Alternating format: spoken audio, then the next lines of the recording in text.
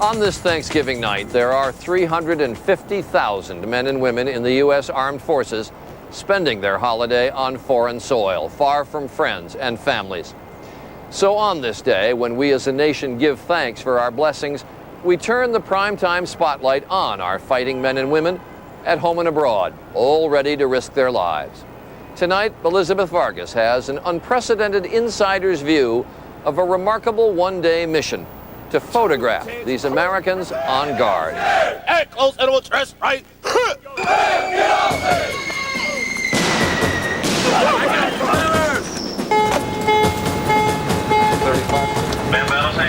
Daybreak, October 22nd. Another day has begun for the world's most fearsome military. And on this day, with soldiers around the world, are 125 photographers, some of the best in the world, all with one assignment: document the lives of the men and women in uniform. The best of these images will be compiled in a book called A Day in the Life of the U.S. Armed Forces.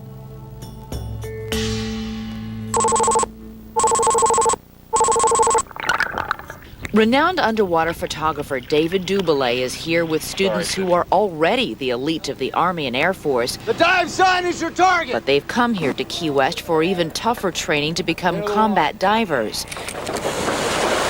I don't hear you! It is a grueling 5-week course. Hours of pre-dawn workouts, push-ups with 160-pound tanks on their backs, 3-mile swims. The students are taught how to get behind enemy lines underwater. They have to be prepared to be dropped into the ocean in the worst conditions, in darkness, in violent storms, navigating for miles underwater and still making it to land. Not only alive, but ready to fight. All right, you understand what this test is about? Sergeant Monty Holmes is an instructor at the school. In this course, we push the students beyond their limits physically. Hold on, a little bit low. We want to know if mentally they're strong enough, and can you deal with this emergency when your body is failing you? Army Ranger Bruce Hoffman has already failed this course once, and he's determined to make it this time. If you said you were going to try to do it, then you want to finish it, if it takes a year or 5 years. Hoffman and the rest of the students are preparing for the infamous one-man confidence test, one of the most severe tests in the entire military. Major David Shue is the commander of the school. You bring them to the edge of panic, and for some students, they go over the edge of panic and they don't make it through the course. The test simulates underwater emergencies, more than any diver would ever face in a lifetime. Will Hoffman be tough enough to make it through?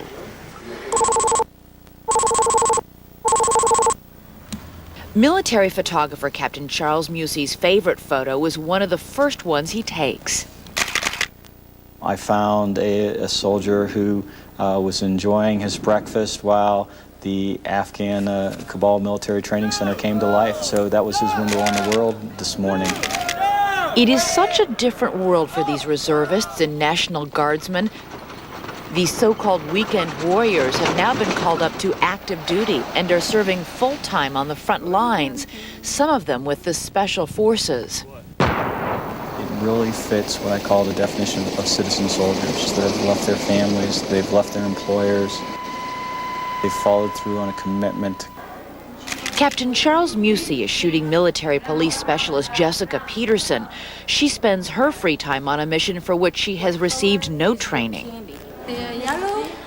She teaches English to Afghan women. They are delighted to have her. Remember, no women were allowed to go to school under the Taliban. At home, Peterson is a junior in college, but that's on hold for now. Since we have been deployed, I've had the opportunity to teach instead of being taught. It's been quite an opportunity.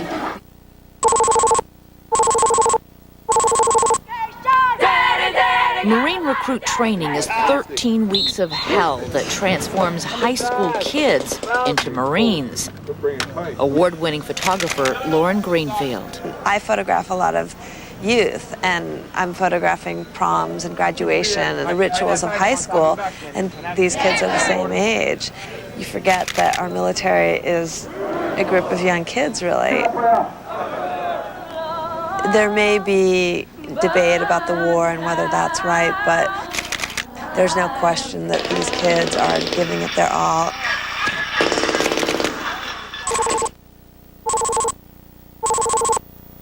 Roll it up, poach it off. These soldiers already know how to feed an army, but here, advanced culinary arts instructor Staff Sergeant Renee Marquis teaches these mess hall cooks haute cuisine. In other words, fine dining for the top brass. Basically, we're given 30 days to take military cooks and turn them into chefs. I think of the Army doing cooking, and I think of campouts with beans and hot dogs. Military photographer Robert Benson is with the chefs-to-be during their final exam. It is a race against the clock. 45 minutes to prepare encrusted salmon, mascarpone stuffed chicken, and a chocolate souffle.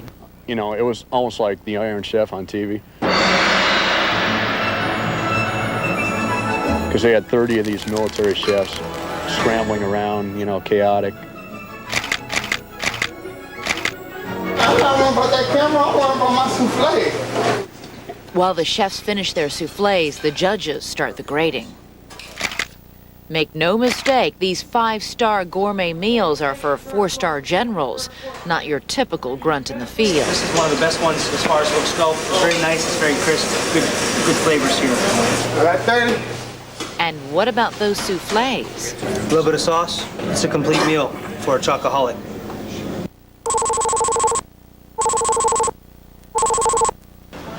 Photographer Joe McNally is aboard the USS Henry M. Jackson. The sub carries 24 Trident nuclear missiles. Each one is 4 times as powerful as the atomic bomb dropped on Hiroshima. Minimum expected 4-7 fathoms, sounding check to start. Visual to ATN oxygen. Space on board the sub is tight. These guys are sleeping literally 4 feet from a tube that's designed to send out a 72-ton nuclear warhead. This is an incredible oddity. And then McNally captures an even stranger sight. Catching a ride on a nuclear submarine? Are these the new Navy SEALs? You gentlemen headed in for right now. We came back to Key West. We had to know whether Bruce Hoffman, the young Army Ranger we met, would pass the infamous one-man confidence test. He would be forced to deal with every conceivable underwater emergency. In 20 minutes, they will be brought from an absolute relaxed state to the edge of panic. You want to swim back, stop about 6 feet from the wall and go to your knees. Hoffman has to put on a blackout mask so he can't see. Suddenly, his air supply is ripped out of his mouth. The instructor disorients him by spinning him around, flipping him over, and then pulls out his regulator, his air supply again. Hoffman seems to be reeling. This is all supposed to simulate a violent ocean current. Keep scooting back. Another student in the midst of his test nearby swallows a mouthful of water and panics. He is pulled from the pool. He has failed the test.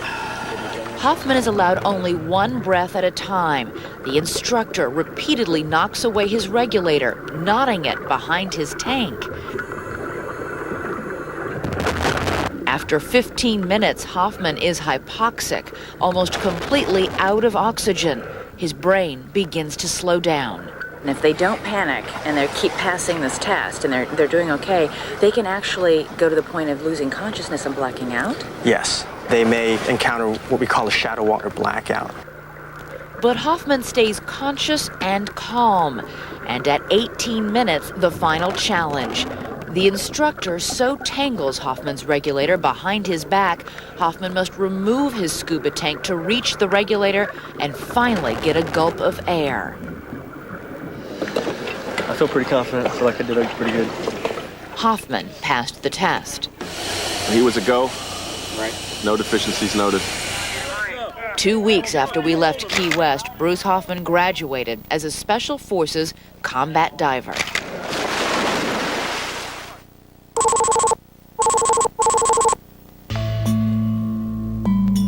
The final images of the day, Attu, Alaska, a desolate radar station just on this side of the international date line. 24 hours, over 200,000 photographs. Only 250 will make it into a day in the life of the U.S. Armed Forces. Evocative, moving images of Americans standing guard. You will find more photos from a day in the life of the United States Armed Forces on our website, abcnews.com.